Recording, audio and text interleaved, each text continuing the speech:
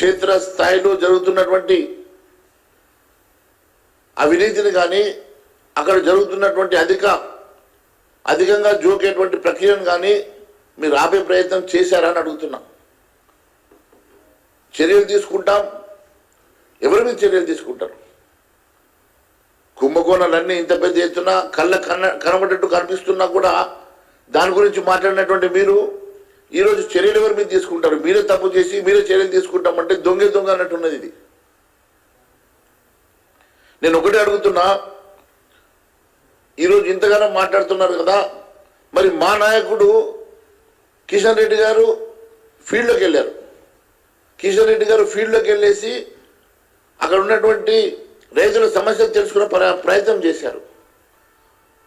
కానీ మీరు కనీసం ఫీల్డ్ కూడా నువ్వు సంబంధిత మంత్రిపై ఉండి ఫీల్డ్కి వెళ్లకుండా అసలు తప్పే జరుగుతలేదని చెప్పేసి మితండవాదం మాట్లాడితే దాని గురించి ఇంకా మేము ఏం దీని గురించి మాట్లాడాలో మాకు అర్థం కావడం లేదు.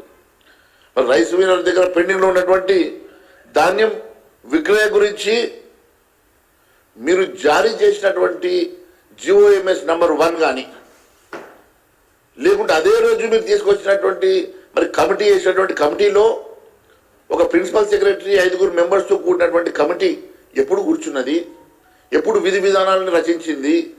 ఎప్పుడు గైడ్లైన్స్ని పూర్తిగా మరి టెండర్ డాక్యుమెంట్స్ తయారు చేసింది?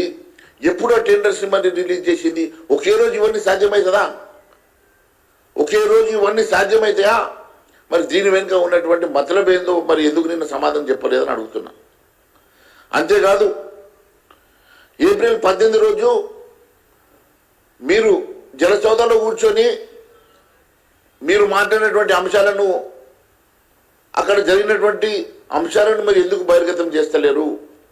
అక్కడ మీ మధ్యలో మిల్లర్లను పిలిపించి భయపెట్టి మీరు ఏ నలుగురికైతే మీరు ఈ టెండర్ ప్రక్రియలో వాళ్ళకి అలకేట్ చేసిండ్రో టెండర్ అలాట్ చేసిండ్రో వాళ్ళతోటి మీరు 100 రూపీస్ స్టాంప్ పేపర్ మీద మీరు రాయించుకున్న మాట వాస్తవం కాదా? మరి ఆ స్టాంప్ పేపర్ లోపల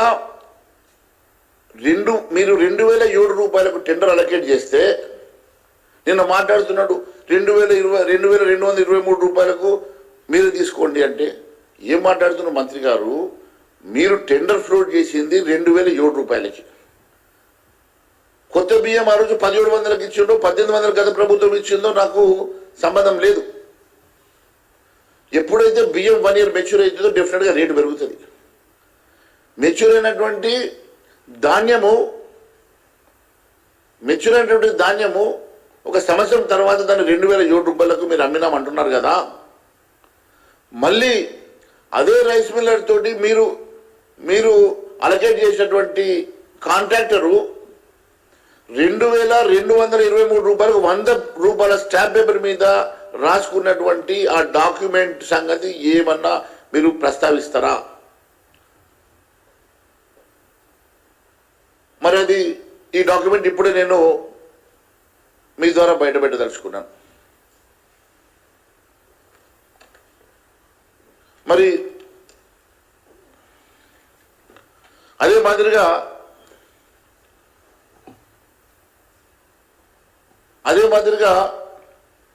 18 ఏప్రిల్ రోజు రైస్ మిల్లర్ను మీరు భయపెట్టి 100 రూపాయల స్టాంప్ పేపర్ మీద మీరు రాసిచ్చినటువంటి డాక్యుమెంట్ ఇప్పుడు నేను మీ ద్వారా నేను బయటపెట్టబోతున్నా.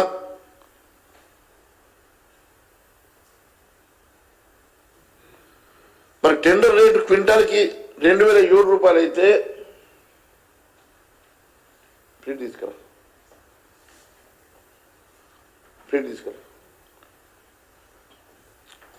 2007 రూపాయలు అయితే ఇప్పటి వరకు ఆ 4 కాంట్రాక్టర్లు ఎంత ప్యాడీని లిఫ్ట్ చేశారు? ఇప్పటి వరకు కనీసం 2% కూడా ప్యాడీ లిఫ్ట్ చేయలే. 90 రోజుల సమయం ఇస్తే మీరు 90 రోజుల సమయంలో లిఫ్ట్ చేయనటువంటి ఆ కాంట్రాక్టర్లది కాంట్రాక్ట్ రద్దు చేస్తున్నారా, EMD ఫోర్ఫిట్ చేస్తున్నారా? దీనికి సమాధానం చెప్పలే. నేను ఒకటే అడుగుతున్నా,